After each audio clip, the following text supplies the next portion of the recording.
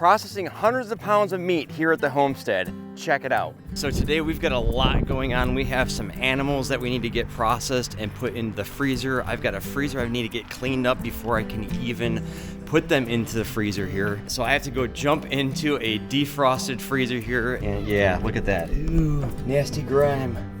Yeah, this thing's kind of stinky and grody. I've got a deer that we're gonna get put into the freezer, as well as some beef we're gonna start processing because the weather is changing. It's been cool, it's been perfect for hanging our meat. It's gonna spike up and get a little bit warmer here, which is a cause for concern because you do not want your meat to start to spoil. So we don't want all that hard work and those years of care to go to waste. So come with us as we get the meat ready for the freezers. Got myself some Annie's homemade cleaning products. Don't forget to check that video out up there.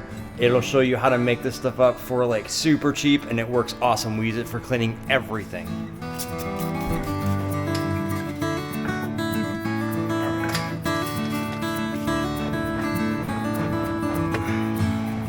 All right, so with some of Annie's cleaner here, it is looking like new again, and better yet, it smells like new. So freezer ready to go. So hopefully we're gonna get a chance today or tomorrow to fire up this too. We had a friend donate a meat saw with a meat grinder attachment on the side here. We're gonna give this thing a try here as well, so that'll be fun. And then also we started years ago working with the butcher knives using scabbards. So we just grab a piece of chain and a carabiner and then zip tie that to our scabbard.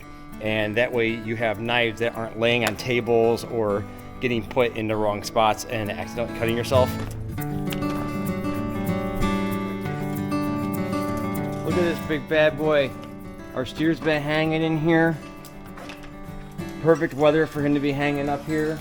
And then we've got some game bags with the quarters hanging up here. And yeah, so all this meat, getting it into the freezer. You can hang meat outside. We do it when anytime it falls like into that 42 and under range, 40 degrees and under range. Keep it out of the direct sun, keep it in the shade. With the steer, we've been keeping the big cuts of meat in the game bags just so that they're protected. If you haven't done so yet, do me a favor and hit that subscribe button and go ahead and check out Annie's 1-year meal planner and a lot of her new cookbook stuff on the link below. Check it out. So one more tip and trick that we have to give you here is we jumped on Amazon, yes, Amazon, and in order to stop slips, trips, and cuts, we got, for the cut portion of it, we got these cut gloves. They've been working out great. They still give you like really good dexterity in grabbing things. You can clean them in the wash. We just use a little bit of dish soap on them to break down the oils first and reuse them. But they stop you from the slicing type stuff when you're using your non-cutting hand. So after we've used our awesome Warthog knife sharpener to get our blades nice and sharp with the cut glove, these will not let you cut through. They're not puncture resistant, but they are slicing. So when you're grabbing a piece of meat and you get your knuckle or something like that, anyone who's worked with knives, the guys who do a lot of knife work, they'll put like chainmail on, so if they slip with the knife, they won't hurt themselves. But with us, just as for the little that we do, is the knife and the cut resistant glove helps a ton just with the incidental nicks that you might make. So cut gloves, check them out. We'll put a link in the description below. So we're gonna make quick work out of this deer here and just try to get him into some quarters so that we can get the quarters into the freezer. There's a quarter, front leg.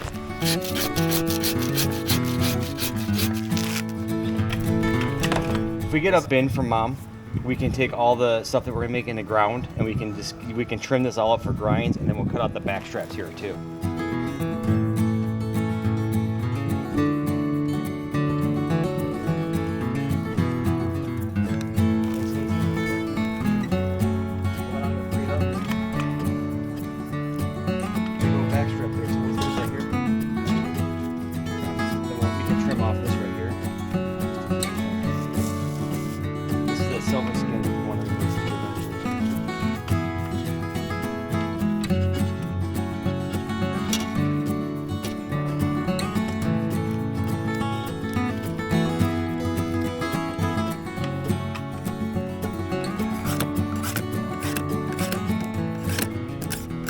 Gotta love the Warthog.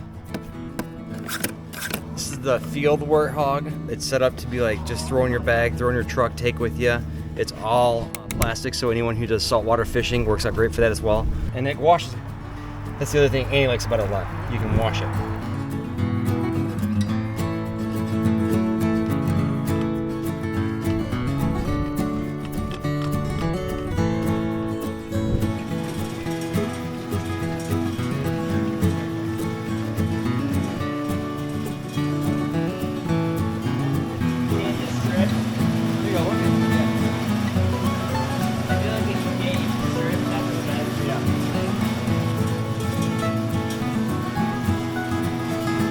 All right, so we got 1 pound right there if we get a little bit more into here. And then we're just gonna take this here and you go run it down here. And that's a seal. But like I said, safety wise, you don't put anything on your body or your clothing past this plane. All right, guys, so it is day 2 of our meat operation that we got going on here. You saw that we were working with our deer in the first segment here, and that was getting that. And we had a small grinder and the bandsaw that someone had given us to use. We have a giant steer to tackle right now. So I went ahead and ran over to our friend's house. Thank you to Eric for letting us borrow the giant grinder. So we are gonna start grinding a lot more meat from our steer. It's got the bag stuffer on it for the 1 pound bags. And I think William's really excited because we transferred to being inside today because it was getting a little cool outside. So we have 1/4 of the steer in here. Once again, guys, I am not a professional butcher. So that means that there's gonna be a lot of people who do processing of beef that are gonna watch this and be like, he's wasting a perfectly good piece of meat. I know we are. We're gonna grind it up into some meat, okay? It's meat in the freezer. We like a lot of ground beef for what we cook with. So we're gonna make a lot more grind out of what we get off of this.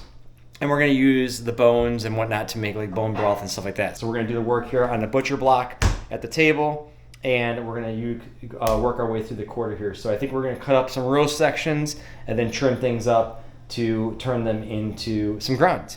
Well, most of it, the big chunks, remember that. On the body. On the body. Yes. This can probably be, not like the whole thing. These can be roast and ground. So let's do that, okay? I like that. Okay, we came up with a plan. We had this awesome, thing. We game planned right there.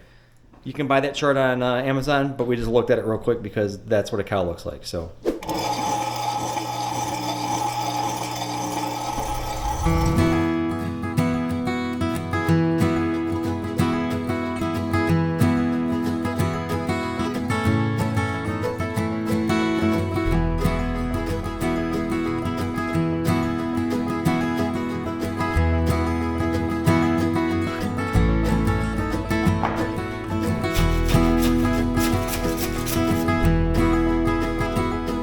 We are not even a full quarter into this bad boy, and I'm sweating already.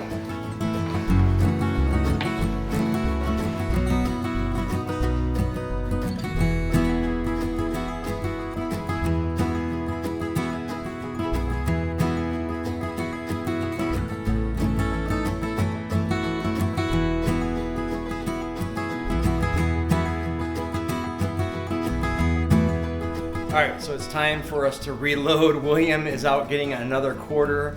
We just got the first quarter done. We've got some fat grindings that we're gonna have for here. We've got a whole bunch of ground beef that we're gonna make here.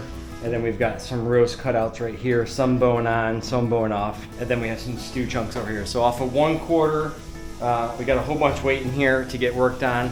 And he's getting us reloaded here. So, and then we also got some of the big bone sections. We just threw them in some garbage bags, and we're gonna put them out in the freezer so that we can take and turn those into bone broth or dog bones, whatever the case would be, down the road here. So that way we're making the most use of what we have, keeping our knives nice and sharp with the old Warthog V-Sharp sharpeners. We love these things, they're awesome.